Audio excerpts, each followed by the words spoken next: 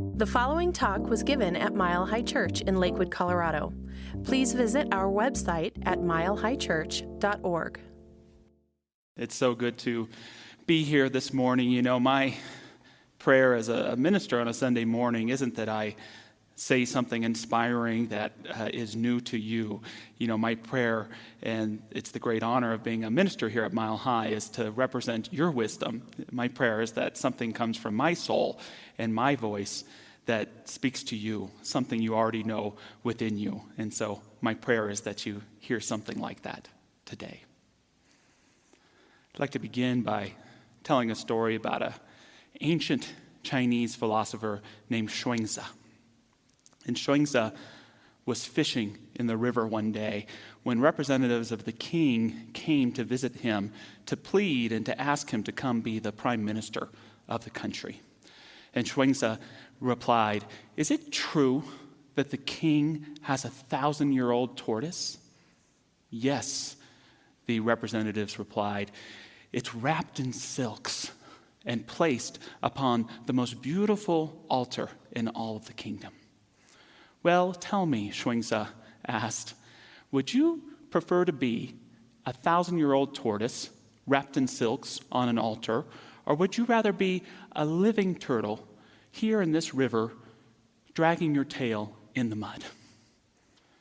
And the representatives had to admit that they'd rather be the living turtle dragging its tail in the mud. "Well," Xuanzi said, "you go back to your kingdom. I'm going to stay here dragging my tail in the mud." And it's a simple story, but it's powerful to me for two reasons. First, that most important spiritual lesson: enjoy your life. Enjoy life. Accolades are great, accomplishments are great, but so is having fun and being present. Second, very rare that you get a spiritual story where the hero says no. Normally that leads to being in the belly of a whale, not answering the call. But Xuanzi says no. And it speaks to my message topic today: the incredible, creative power of no. My message today is that no can be as important an affirmation as yes when applied correctly. For a lot of us, we don't like using this word no because we see it as a negative. If I say no, I might be seen as being rude. If I say no, I might look like I'm not a team player, like I don't want to help out, that it's only my self-interests that are important to me. If I say no, it might in a spiritual sense be like denying God's will, because every opportunity is created for me by the universe to accept and step into, and before you know it, you're overwhelmed. Being a minister, I've had to learn, especially in the busyness of big church, to say no around protecting that most important yes, to put God first in my life, to put that spiritual practice in the morning that Michelle was talking about first. If I couldn't do that, would I know? It doesn't mean that everything else comes second. It means that if I didn't put that spiritual practice first, I wouldn't be able to put others first. I wouldn't have the full cup to be able to do what I do. And many of us, perhaps we don't think we have a problem saying no, but pay attention to these possible symptoms. Do you ever feel like you live more on someone else's clock than your own? Do you ever feel taken advantage of, or perhaps even a little resentful of people you work with or people you love? Do you ever feel like your talents and abilities aren't properly being fully utilized in your life? Or do you ever feel close to that experience called burnout? So many of us who've been working from home during this coronavirus time, we've learned that we have trouble saying no because it never seems like we can stop working. We're always wondering, did I do enough? That the things that really matter to us in life can sometimes suffer. This is where no becomes so vital and important. So I'm going to invite you, wherever you are, to say it with me. No. Repeat after me. No. No, no, no. Now let's try to say it in a positive sense. No. No, thank you. I've considered your request, and I've decided the answer is no. Yeah, it's not too hard, is it? In this time of coronavirus, for many of us with busy lives, perhaps the only thing we're sure of right now is we don't want to go back to the busyness of the way things used to be. You know, in this time, and what better time to stop and ask ourselves, am I living a life that is truly satisfactory to my heart and my soul, to how I want to be living? And perhaps the answer isn't a full-out no. But perhaps it's not entirely yes. Perhaps there's more that we can do, both with what to say yes to and to say no to help us live in greater harmony with our own being. Greg McKeown wrote a great book several years ago called Essentialism, and he puts it simple. He says, if you don't prioritize your life, someone else will. If you don't prioritize your life, someone else will. And he has this powerful statement about our choices. He says, if you have correctly identified what really matters, if you invest your time and energy into it, then it is difficult to regret the choices you make. You become proud of the life you have chosen to live. And so I want to talk about some strategies today to utilize, emphasize, and manifest that powerful, incredible word and choice called no. The first thing is to realize that no can be the other side of yes. No is the other side of yes. Now, before no can be the other side of yes, you have to really know in your life what you're saying yes to. So take a moment. What is it in your life that you want to most say yes to? For me, I want to say yes to being more present and loving of the people I care about most, my wife and children especially. I want to say yes to creative time, to read and write and just simmer in my own spirit. I want to say yes to being in physical well-being, to taking good care of myself. You see, for me, and I don't know about for you, those yeses are actually easy choices to make. It's making the no's that protect those choices that's difficult for me. It's easy to say yes to being present and loving to my family. It's freaking hard to say no to putting my cell phone away. Stop checking those emails. It's easy for me to say yes to creative personal time. It's hard for me to say no to that last-minute meeting request, to not pick up that phone call of someone I want to be there for. It's easy for me to say yes to being thin. It's so hard for me to say no to eating that cupcake that's offered to me. See, when we truly design a creative life, our no's exist to protect our yes.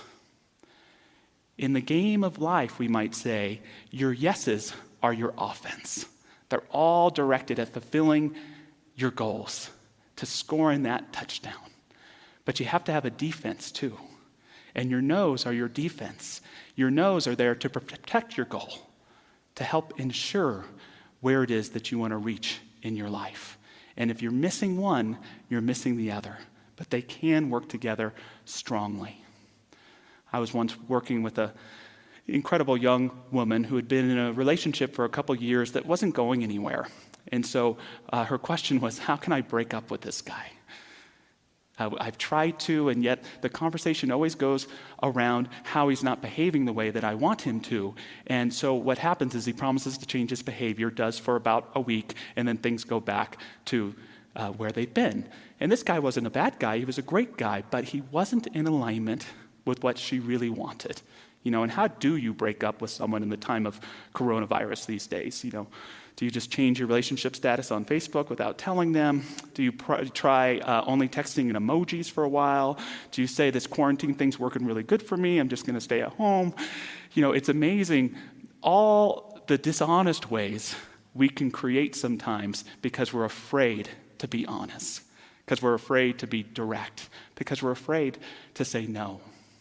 And so this incredible young woman, what she did is she really took time to clarify her yes. What is it that I really and truly want in a relationship? I want a mutually supportive relationship. I want someone not to just hang out with and enjoy life with, but someone who's dedicated to their own personal growth and our own growth as a couple. I want to be with someone who wants to have children and raise a family. I want someone who's committed through partnership to building a great life. When she got clear on what she really wanted, it was so clear that the relationship she was in was over. Because no longer was it about him. No longer was it about what she didn't want. Now it was all about her yes. And the breakup was complete. Was he disappointed? Yes.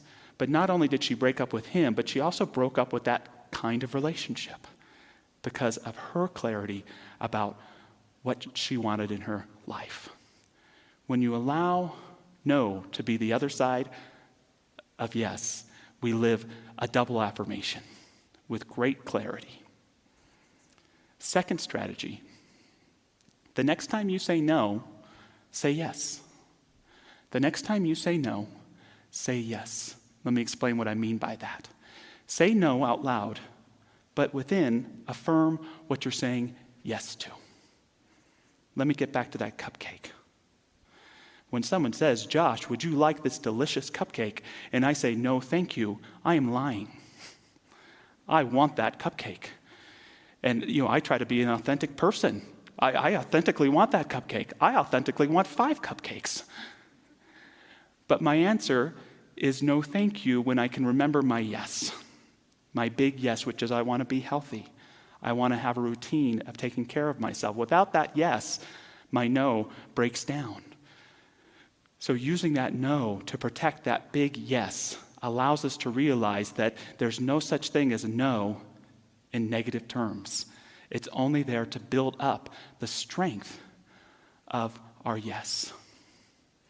In McCown's book, Essentialism, he tells the story told to him by a woman named Cynthia, who happened to be the daughter of the late, great Stephen Covey, who wrote 7 Habits for Highly Effective People. And they had planned this father-daughter date for quite some time. They were going to go to San Francisco. They were going to take the train car. They were going to get off and go shopping, have dinner at a Chinese restaurant, and then go catch a movie. So they get off the train car, and immediately Covey runs into an old college friend and business associate. They hug and they embrace, and they're talking for a few minutes, and the man says, you know what, you two, I'm going to treat you to dinner at the finest restaurant in San Francisco. We're going to have such a good time. Right now, let's go. And Covey responds, that sounds wonderful. And Cynthia shares that in that moment, my heart began to sink. I was so disappointed. But then my father said, but the answer's no. I have very important plans with my very special daughter this evening. And Cynthia shared that in that moment, it bonded me to my father forever because I knew I was a priority to him. How often, perhaps unconsciously, have we said a yes in order to please someone out of fear of saying no, and perhaps put a nick or a scratch on a relationship or a bond that's so important to us? McKeown, he shares, learn to say no firmly, resolutely, and yet gracefully. Because once we do, we find not only that our fears of disappointing or angering others were exaggerated, but that people actually respect us more. I have found it almost universally true that people respect and admire those with the courage of conviction to say no. So are you ready to practice using a bit more no in your life? Do you want to say it with me again? No. No. No, thank you. I've considered your offer, and I'm really grateful to tell you no, because my yes is this. And it doesn't have to be offensive.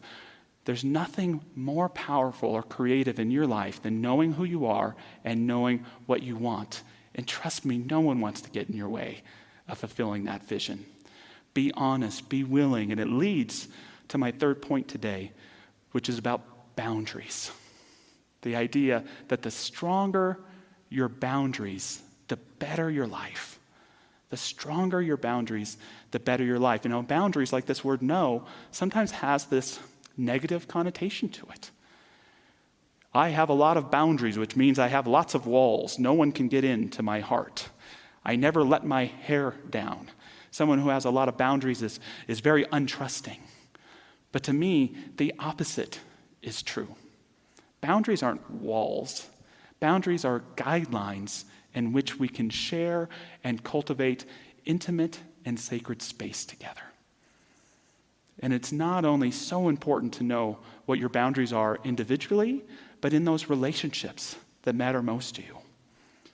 When I hear a friend who's getting a divorce or a breakup and they say something like, "We just grew further and further apart," I can't help but pause and say, perhaps the problem isn't that you moved further and further apart, it's that you never knew the tools to grow closer and closer together.